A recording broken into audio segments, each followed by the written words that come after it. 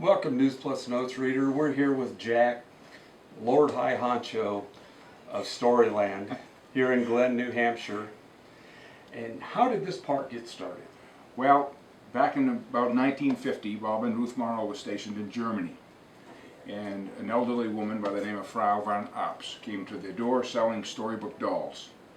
And she suggested they buy her dolls, take them back to America, and create a park around the stories of these dolls. So they bought all the dolls, and they came home and they thought about it, and they decided, yeah, you know, that's not a bad thing to do. It'll do a Mother Goose type story.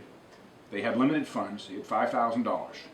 So at $2,500, he bought about 50 acres in Glen, New Hampshire. He called it the wide spot in the road. Land wasn't good for much of anything. It was an old sawmill. With the other $2,500, he built what Bob himself called a very poor presentation.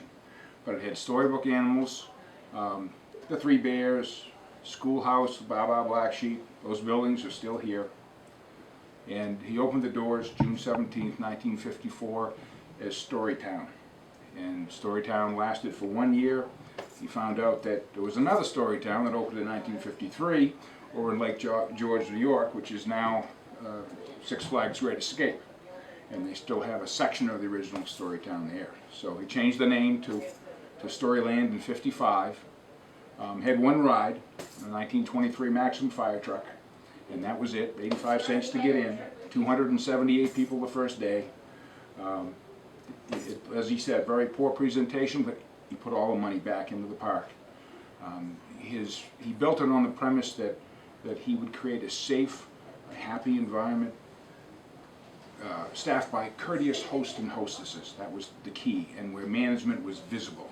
He would listen, really listen to what the guests had to say, exceed their expectations. Super customer service. And he did that. It evolved. It was a wavelength that Bob emitted. It was the golden rule. Treat everyone like you want to be treated. And Bob did that, and he conveyed that to everyone that worked for him. I started working for him 47 years ago, and his son took over the business after Bob passed. Stoney tragically passed in 2006. He was only 50 years old.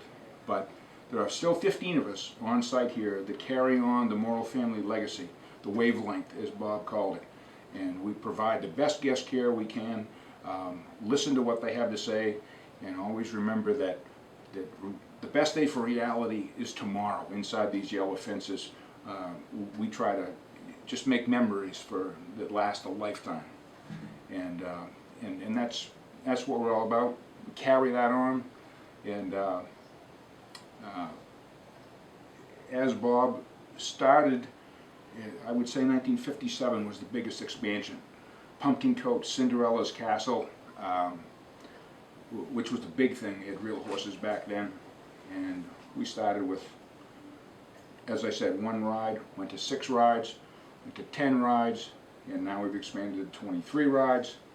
And we've gone above and beyond with Rorosaurus. We've gone into a little bit different demographic. But it all stems back from the beginning, 1954. So the dolls were the beginning, and we carried on for another 60 years, hopefully. This is our 60th anniversary. Wow, what a great history of the park. And over here, you said those are the original dolls? Those are the dolls that were purchased